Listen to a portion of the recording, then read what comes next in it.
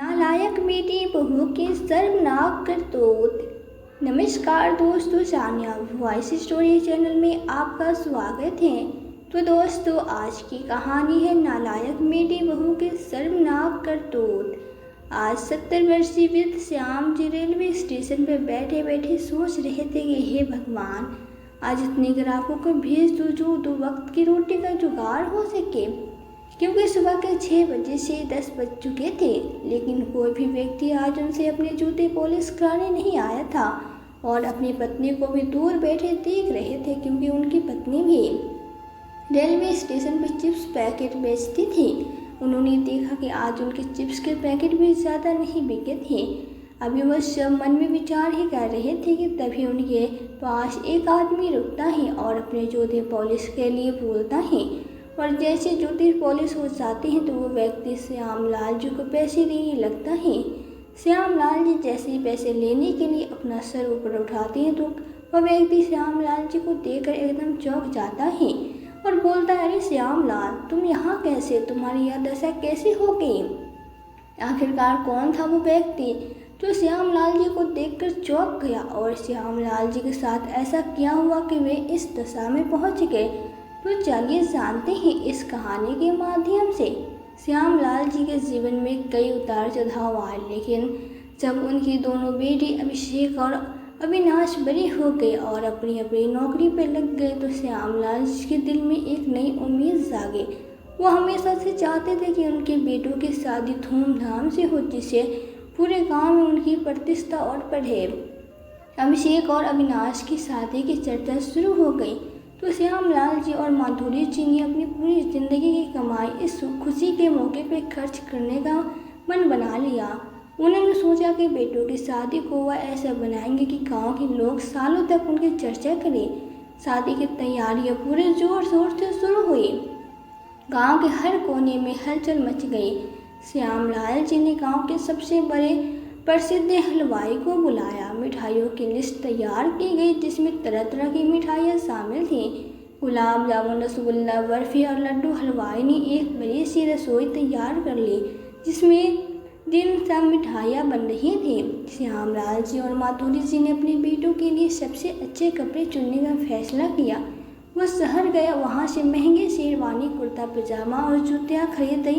माधुरी जी ने भी अपने लिए सबसे अच्छी रेशमी साड़ी और गहनों का चुनाव किया। उन्होंने सोचा था कि जब उसकी बहुएं आएंगी तो वह भी सबसे अच्छे कपड़े और गहने पहनेंगे। श्यामलाल जी ने गांव के सबसे बड़े पंडाल वाले को बुलाया और उससे कहा कि शादी के लिए सबसे बड़ा पंडाल तैयार करें। पंडाल को रंग बिरंगे फूलों और लाइटों से सजाया गया। हर तरफ रंग बिरंगे पर्दे और झूमर लटके थे। गांव के लोग पंडाल को देखकर हैरान रह गए, क्योंकि इतनी भव्य सजावट उन्होंने पहले व कभी नहीं देखी थी। शादी के दिन पूरा गांव श्यामलाल जी के घर की ओर उमड़ चला आ रहा था। बारात निकलने से पहले श्यामलाल जी और माधुरी जी ने अपने बेटे को राजकुमार की तरह तैयार किया। अभिषेक और अविनाश की शेरवानी पर सिर पे बंदी पगड़ी ने उन्हें किसी राजकुमार से कम नहीं दिखाया। बारातियों के लिए रंग बिरंगे साफे बांटे गए, जिन्हें पहनकर सभी बाराती बेहद खुश नजर आ रहे थे। बारात जब श्यामलाल जी के घर से निकली तो पूरे गांव में ढोल नगारों की भी आवाज़ गूंजी। घोड़ी पे सवार अभिषेक और अविनाश चमकते चेहरे और गर्व से भरे दिल के साथ बारात का नेतृत्व कर रहे थे। रास्ते में हर किसी ने बारात का स्वागत फूलों के बरस और मिठाइयों से किया। श्यामलाल जी और माधुरी जी की आंखों में गर्व और खुशी की चमक थी। वो सोच रहे थे कि उनकी सारी मेहनत और संघर्ष आज इस खुशी के रूप में सामने आ रही है। श्यामलाल जी और माधुरी जी के अविनेश और अभिषेक जुड़वा पुत्र दोनों ने अपने दोनों बेटों की शादी एक साथ और एक ही मंडप में करने का फैसला किया था। जब बारात मंडप पे पहुंची तो माहौल और भी भव्य हो गया। मंडप को खूबसूरत फूलों और सुनहरी झालरों से सजाया गया था। यहाँ पंडित जी पहले से ही तैयार थे। जैसे अभिषेक और अविनाश मंडप पे आए, उनकी पत्नियों को भी पारंपरिक रेशमी साड़ी में सजाया गया। दोनों दुल्हनें चांद और सोने के गहने से सजी हुई थी और उनकी सुंदरता ने सबका ध्यान अपनी ओर खींच लिया। फेरों का समय आया और पंडित जी ने मंत्रों उच्चारण के साथ शादी की रस्में शुरू की। श्यामलाल जी और माधुरी जी ने अपने बेटे और बहू को आशीर्वाद दिया और उनकी आंखों में खुशी के आंसू थे। जैसे जैसे फेरे पूरे होते गए, श्यामलाल जी का दिल गर्व और संतोष से भरता गया। उन्होंने अपने पूरे जीवन की मेहनत को इस एक पल में सफल होते देखा। शादी के बाद श्यामलाल जी और माधुरी जी ने अपने बेटे और बहुओं के साथ मिलकर पूरे गांव के लिए एक भव्य भोज का आयोजन किया। भोज में गांव के हर घर से लोग आए। हर कोई इस शादी की भव्यता की तारीफ कर रहा था। खाने में तरह तरह के व्यंजन थे, पूरी सब्जी, रायता, पापड़ और मिठाइयाँ। सबने जी भर कर खाया और शादी की तारीफ करते नहीं थके। शादी के बाद श्यामलाल जी और माधुरी जी ने दोनों बहुओं को बड़े ही धूमधाम से घर में स्वागत किया। उन्होंने सोचा था कि अब उनका परिवार पूरा हो गया है और अब वे अपने जीवन की दूसरी पारी को आराम से जी पाएंगे। लेकिन उन्हें नहीं पता था कि यह खुशी जल्दी ही उनके जीवन से एक नया मोड़ लेकर आएगी जो सब कुछ बदल देगी। श्यामलाल जी और माधुरी जी की जिंदगी में ये खुशी का समय एक बड़े तूफान से पहले की शांति थी। उन्होंने अपने बेटों की शादी में सब कुछ लगा दिया था, लेकिन इस खुशी के पीछे छुपी कड़वी सच्चाई और आने वाली चुनौतियों का जरा भी आभास नहीं था। शादी के बाद श्यामलाल जी और माधुरी जी ने अपनी नई बहू के स्वागत में कोई कसर नहीं छोड़ी। उन्होंने सोचा था कि उनके बेटे और बहुएं मिलकर इस घर को खुशियों से भर देंगे, लेकिन जैसे जैसे समय बीतने लगा स्थिति वैसी नहीं थी जैसी उन्होंने सोची थी। धीरे धीरे घर का माहौल बदलने लगा और सब सुख शांति जो उन्होंने सोची थी कहीं खोती चली गई। शादी के कुछ महीने तक सब कुछ ठीक चला। अभिषेक और अविनाश अपने अपने काम में व्यस्त रहते, जबकि माधुरी जी घर का काम संभालती। पर वे भी शुरुआत में बहुत अच्छी और आशीर्वादी लग रही थी। समय समय पर माधुरी जी की मदद करती और श्यामलाल जी से आदर्श के साथ पेश आती, लेकिन जल्दी ही उनका असली चेहरा सामने आने लगा। पहली बहू सिमरन अभिषेक की पत्नी थी। वो अपने माता पिता के घर में बहुत लाड प्यार से पली थी और उसे घर के कामकाज में कोई दिलचस्पी नहीं थी। धीरे धीरे उसने घर के कामों में हाथ बटाना बंद कर दिया और अधिकतर समय अपने कमरे में ही बिताने लगी। वो अक्सर छोटी छोटी बातों पर माधुरी जी से बहस भी करती और घर के कामों में कोई दिलचस्पी नहीं दिखाती। उसकी बातों में अब पहले जैसा सम्मान नहीं था, बल्कि ताने और कटाक्ष शामिल होने लगे थे। दूसरी बहू अनीता अविनाश की पत्नी थी। वह चालाक और स्वार्थी स्वभाव की थी। शुरू में उसने माधुरी जी और श्यामलाल जी के बढ़ती आदर दिखाया, लेकिन जल्दी ही उसने घर पे अपना कब्जा जमाने की कोशिश शुरू कर दी। वे घर के सभी फैसलों में हस्तक्षेप करने लगी और अपनी बात मनवाने के लिए किसी भी हद तक जा सकती थी। उसने धीरे धीरे माधुरी जी से घर की चाबियां ले ली और आर्थिक मामलों में भी अपनी पकड़ बना ली। अब माधुरी जी ने अपनी बहुओं के बदलते व्यवहार पर आपत्ति जताई तो उनके बीच तनाव बढ़ने लगा। बहू ने एकजुट होकर माधुरी जी के खिलाफ मोर्चा खोल दिया। सिमरन और अनीता ने तय कर लिया कि वो अब घर का सारा काम माधुरी जी के ऊपर छोड़ देगी और खुद आराम से रहेगी। वे अब माधुरी जी के साथ सीधे तौर पर बहस करने लगे। जब माधुरी जी ने उनसे काम में हाथ बटाने को कहा तो वे बहाने बनाकर टाल देते। घर की साफ सफाई से लेकर खाना बनाना तक सब काम माधुरी जी पर छोड़ दिया गया। वे थक कर चूर हो जाती, लेकिन बहुएं उनकी एक नहीं सुनती। श्यामलाल जी इन सबको देखते थे, लेकिन वो अपने बेटों की खुशी के लिए चुप रहते। वे नहीं चाहते थे कि घर में झगड़ा हो, लेकिन धीरे धीरे वो भी बहुओं की बातें सुनने को मजबूर हो गए। बहुओं ने यह साफ कर दिया कि अगर वो किसी बात से नाराज होंगी तो इसके लिए सास ससुर को जिम्मेदार ठहराया जाएगा। अनीता ने घर के खर्चों पर भी अपना नियंत्रण कर लिया। उसने श्यामलाल जी और माधुरी जी के खर्चों पर रोक लगा दी और उन्हें पैसे के लिए अपने बेटे पर निर्भर रहने पर मजबूर कर दिया। माधुरी जी और श्यामलाल जी की छोटी छोटी ज़रूरत के लिए भी उन्हें अनीता से पूछना पड़ता। अनीता ने धीरे धीरे पूरे घर पे अपना कब्जा जमा लिया। उसने श्यामलाल जी और अब माधुरी जी के लिए नए कपड़े और ज़रूरी सामान खरीदने तक भी रोक लगा दी। वो घर का सारा पैसा अपने और अपने पति के शौक़ों पे खर्च करने लगे, जबकि माधुरी जी और श्यामलाल जी को पुराने कपड़े पहनने पर मजबूर कर दिया गया। श्यामलाल जी को अब अपने ही घर में बेगानी जैसा महसूस होने लगा था। गीता ने हर चीज़ पे अपनी पकड़ बना ली थी और श्यामलाल जी को यह सब देखकर गहरी पीड़ा होती थी। वे एक ऐसे इंसान थे जिसने पूरी ज़िंदगी कड़ी मेहनत की थी और अब अपने ही घर में उन्हें अपने ही बच्चों से पैसे मांगने पड़ते थे। सिर्फ काम और पैसे ही नहीं बल्कि बहुओं से मानसिक उत्पीड़न भी शुरू कर दिया। माधुरी जी और श्यामलाल जी को छोटी छोटी बातों पर नीचा दिखाने जाने लगा। अगर कोई भी उनसे छोटी मोटी गलती हो जाती तो बहुएं उन्हें ताने मारने लगती। माधुरी जी को खासकर बहुत सहन करना पड़ता क्योंकि अनीता और सिमरन दोनों ने मिलकर उनके खिलाफ एक माहौल बना दिया था। वो तो हर समय माधुरी जी को ताने मारते कि वो अपना समय गुजार चुके हैं, अब उन्हें घर के कामों में हस्तक्षेप करने का कोई हक नहीं है। उन्होंने यहाँ तक कह दिया कि अब इस घर के सारे फैसले वही करेगी। श्यामलाल जी जो पहले अपने बेटों पर गर्व करते थे अब खुद को असहाय महसूस करने लगे। उनकी बातों का घर में कोई महत्व नहीं रह गया था। श्यामलाल जी ने एक बार अभिषेक और अविनाश से इस बारे में बात करने की कोशिश की, लेकिन उनके बेटों ने भी उनकी बातें अनसुनी कर दी। अभिषेक और अविनाश दोनों ने अपनी पत्नियों की तरफदारी की और यह कह दिया कि अब वो अपने परिवार के लिए हैं और उनके माता पिता को इस बात को समझना चाहिए। और माधुरी जी अब घर में अलग थलग महसूस करने लगे थे। उन्हें ऐसा लग रहा था कि वे अपने घर में कैदियों की तरह रह रहे हैं।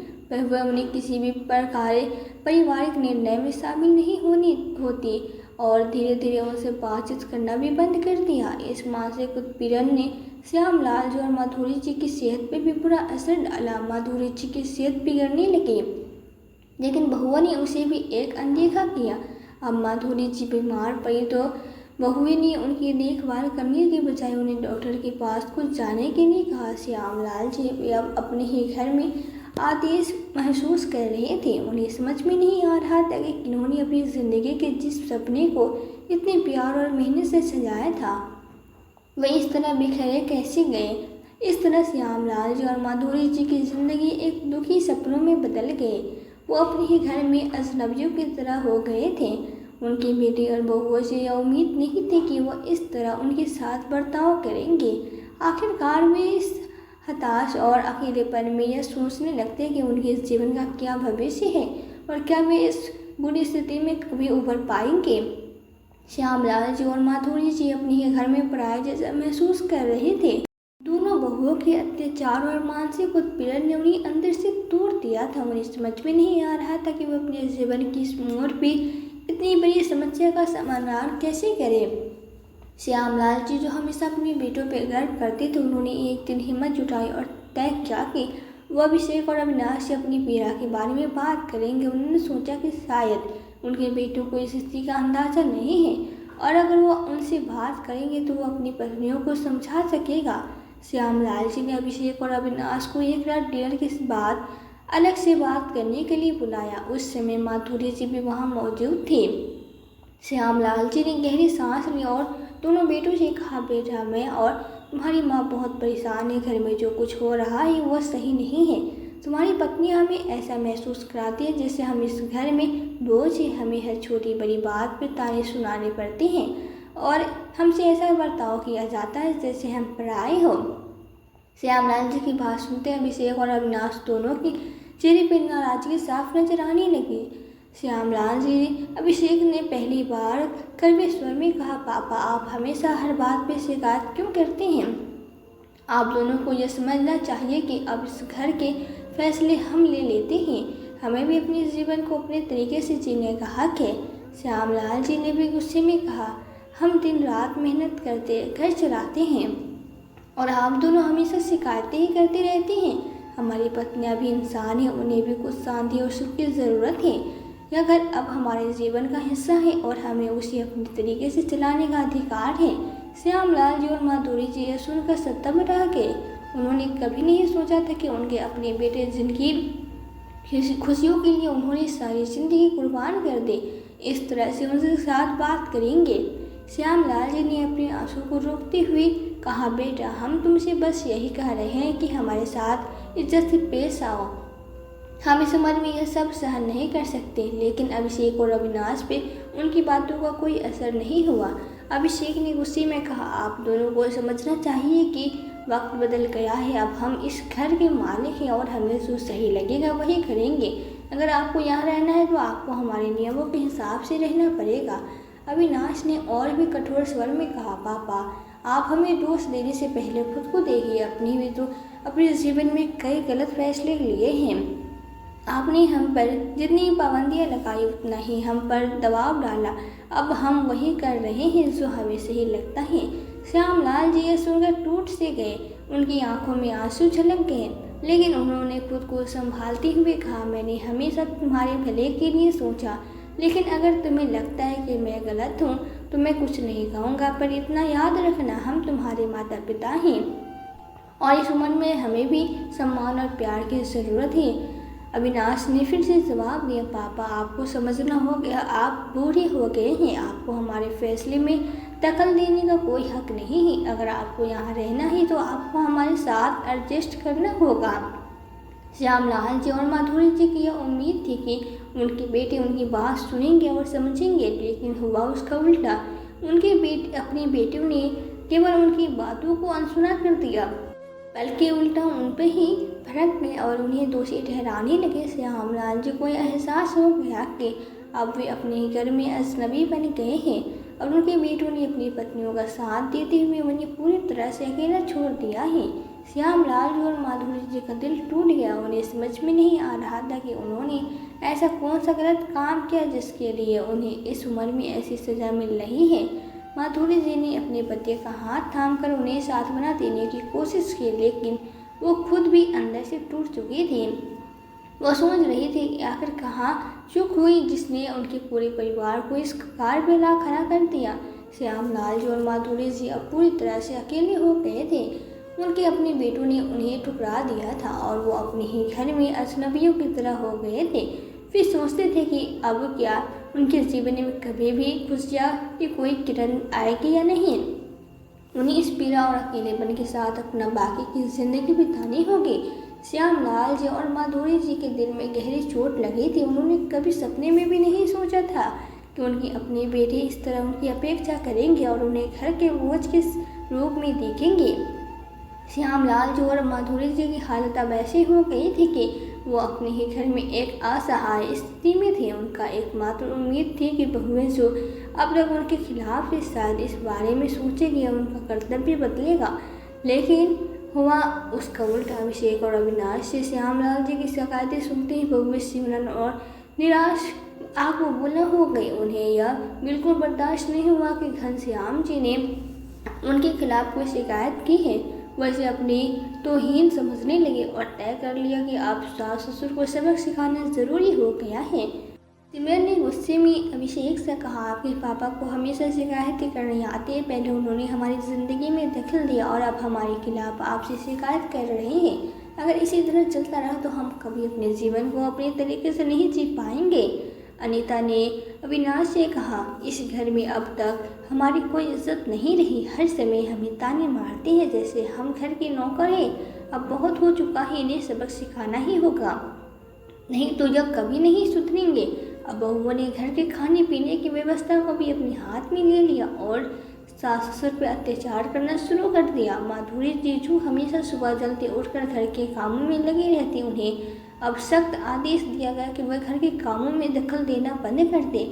सिमरन और अनीता ने तय कर लिया कि वो श्यामलाल जी और माधुरी जी को ठीक से खाना नहीं देगी। सुबह का नाश्ता हो तो दोपहर का खाना दोनों बहुएं जानबूझ के करते और खाने में भी कटौती कर देते। श्यामलाल जी और माधुरी जी को अब 2 वक्त की रोटी के लिए भी मोहताज कर दिया गया था।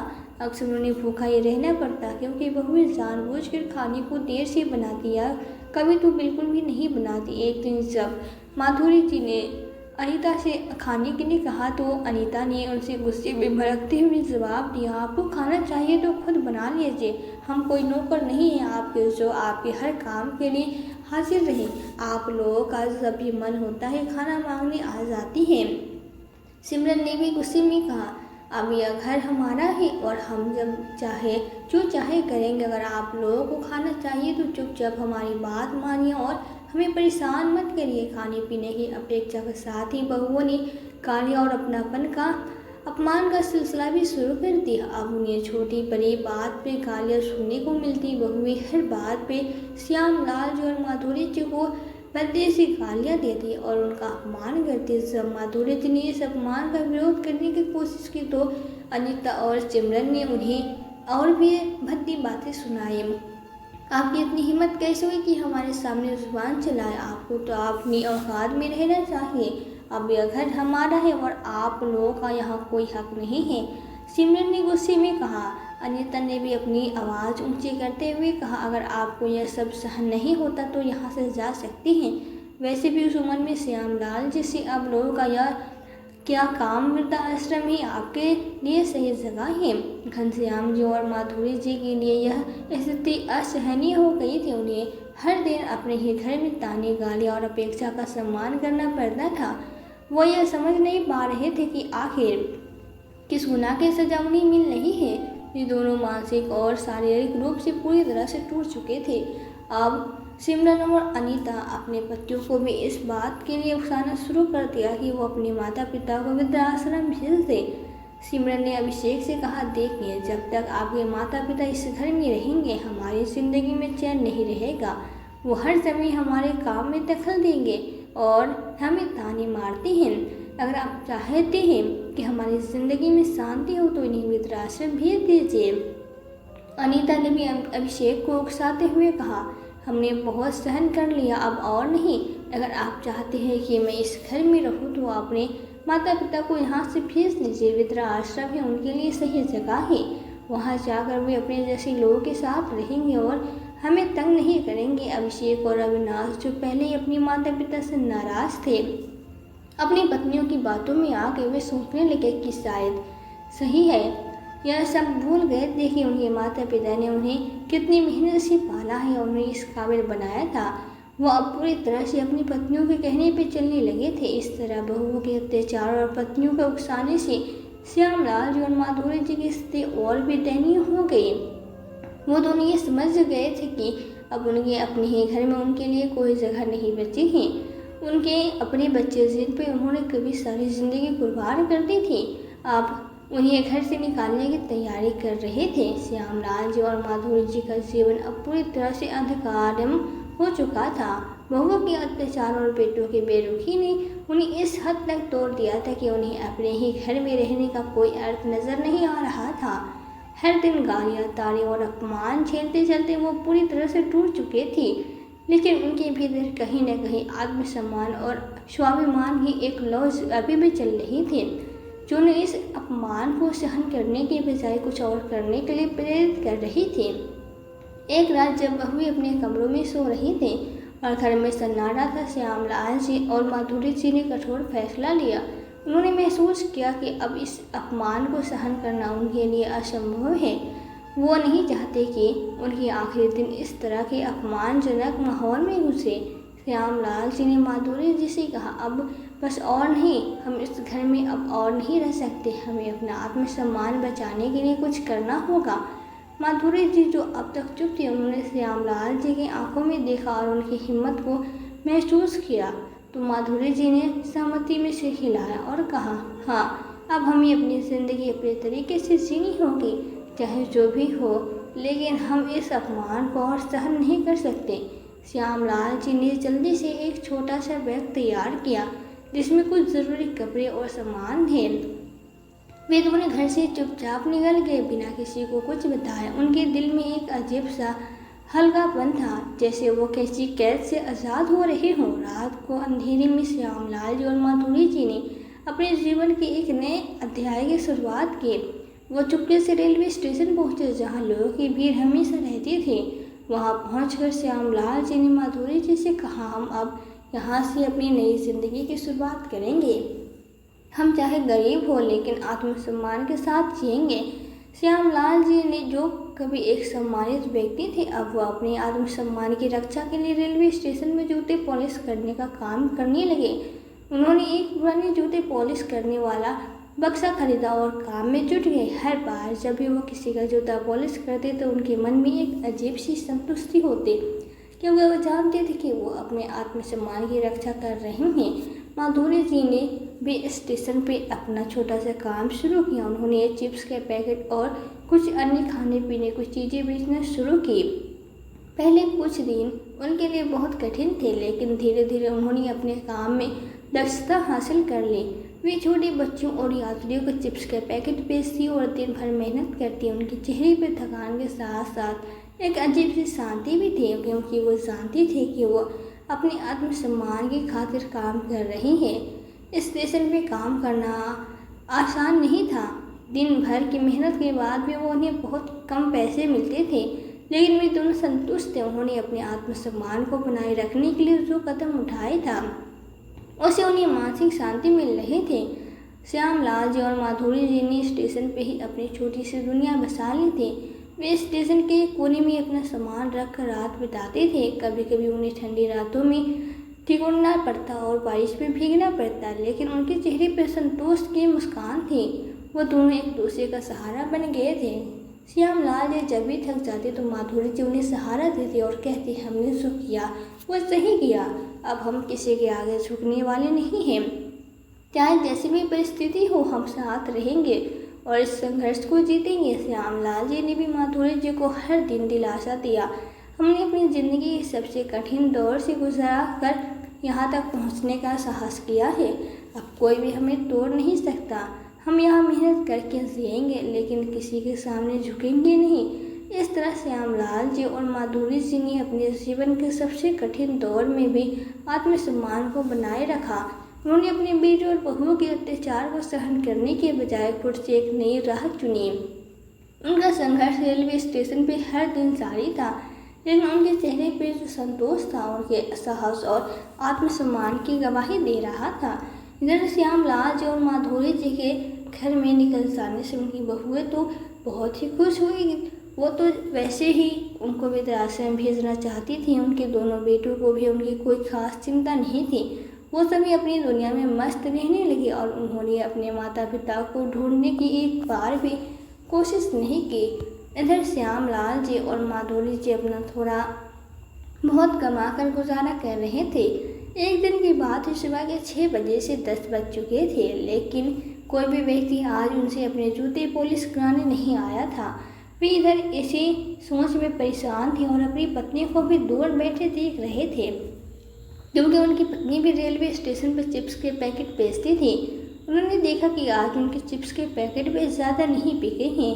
अभी वो यह सब मन में विचार ही कर रहे थे कि तभी उनके पास एक आदमी रुकता है और अपने जूते पॉलिश करने के लिए बोलता है, और जैसे जूते में पॉलिश हो जाती है तो व्यक्ति श्यामलाल जी को पैसे देने लगता है। श्यामलाल जी जैसे पैसा लेने के लिए अपना सिर उठाते हैं तो व्यक्ति श्यामलाल जी का चेहरा देखकर एकदम चौंक जाता है।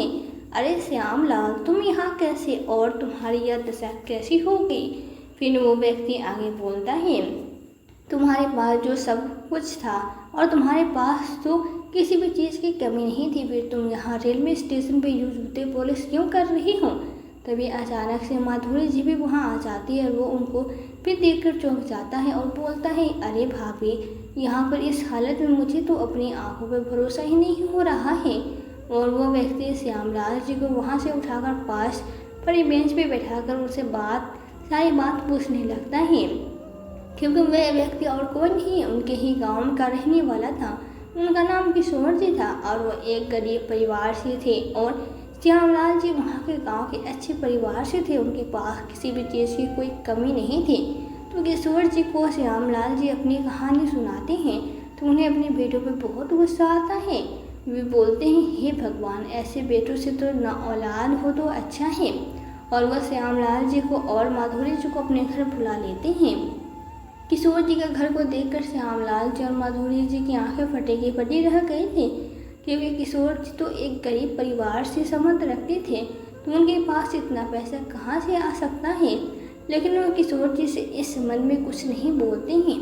किशोर जी घर में घुसते ही अपनी पत्नी मनोरमा जी को बुलाते हैं।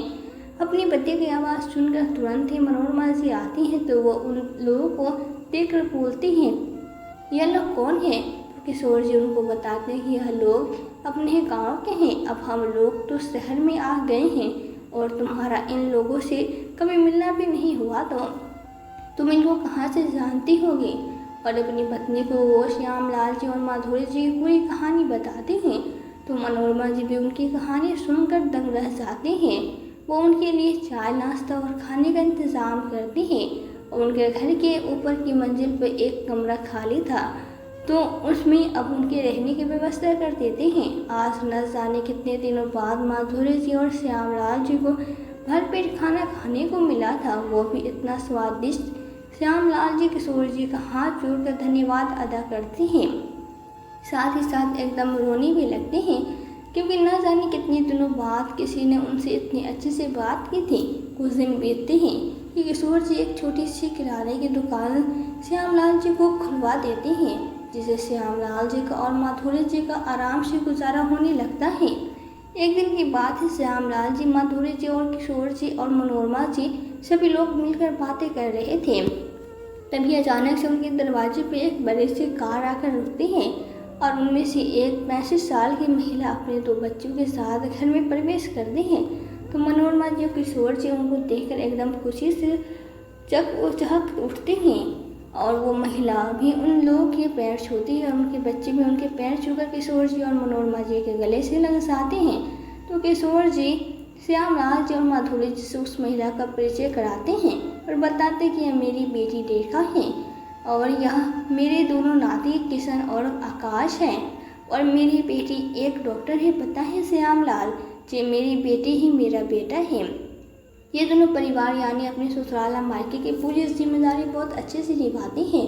घर के जो भी आप शांत सौभाग्य देख रहे हैं, यह सब मेरी बेटी ने ही मेरे लिए किया है। आपको पता है कि हम पहले कितने गरीब थे, लेकिन मेरी बेटी ने जी लगाकर पढ़ा और इंडिया बेस्ड डॉक्टर बनकर दिखा दिया और हम लोगों का नाम रोशन किया। भगवान ऐसी बेटी हर किसी को दे। तभी रेखा बोलते हैं, बस पापा बहुत हो गया, मेरी सफलता के पीछे आप लोगों का भी कड़ी मेहनत छिपी है। आप लोगों ने खाना नहीं खाया, लेकिन मुझे खिलाया। आपने मेरी छोटी बड़ी हर ख्वाहिश का ध्यान रखा। और ऐसा बोलकर रेखा की आंखों में आंसू आ जाते हैं। बस अब रो मत पगले, किशोर जी बोलते हैं, तू तो मेरा शेर बेटा है। तभी रेखा अपने आंसू पोंछते हुए बोलती है, यह अंकल आंटी कौन है? मैंने इनको आज से पहले नहीं देखा। तो किशोर जी श्यामलाल और माधुरी जी के बारे में रेखा को सब कुछ बताते हैं, तो वो भी सब सुनकर दंग रह जाती है। ये जिस माता पिता ने अपने बच्चों के लिए इतना किया, उन्होंने उनसे साथ ऐसा किया। तभी किशोर जी मनोरमा जी से बोलते हैं, काश आपके पास भी रेखा जैसी एक बेटी होती तो आज आप लोगों को यह दुख ना देखना पड़ता। किशोर जी की आवाज़ सुनकर श्यामलाल जी की आंखों में आंसू आ जाते हैं। रोते हुए बोलते हैं, पता है मुझे ईश्वर ने सबसे पहले एक बेटी ही दी थी, लेकिन मैं पुराने ख्यालों का इंसान था। सोचता था कि बस बेटे ही माता पिता का नाम रोशन करते हैं और उनका वंश चलाते हैं और बेटियां तो माँ बाप पर बोझ होती हैं। इसलिए मैंने अपनी बेटी को पैदा होने के तुरंत बाद गांव के किनारे जो नदी बहती है वहाँ पर मरने के लिए छोड़ दिया। अब लगता है मुझे भगवान ने उसी की सजा दी है। मुझे मेरी पत्नी माधुरी ने ऐसा करने को रोका भी था, पर मैंने उसकी एक न सुनी। तो किशोर जी उनकी बात सुनकर दंग रह जाते हैं। क्या उस बच्चे के साथ हाथ में और सीधे पैर में 6 उंगलियां थी? तो माधुरी जी बोलती हैं, हाँ भाई साहब। तो किशोर जी बोलते हैं, जिस बेटी को आपने बोझ समझकर फेंक दिया, उस बेटी को मैंने ही नदी के किनारे से उठाया था। मुझे और मेरी पत्नी को भगवान ने औलाद के सुख से वंचित रखा था। उस बच्चे ने हम लोगों की ज़िंदगी आबाद कर दी। और किशोर जी आगे बोलते हैं, घनश्याम जी और माधुरी जी, रेखा वही बच्ची है, लेकिन आज रेखा अपनी सगे माता पिता को देखकर घृणा से भर उठी और बोली, लेकिन पापा मेरे माता पिता तो आप ही लोग हैं जिन्होंने मुझे इतनी प्यार से पाल कर बड़ा किया।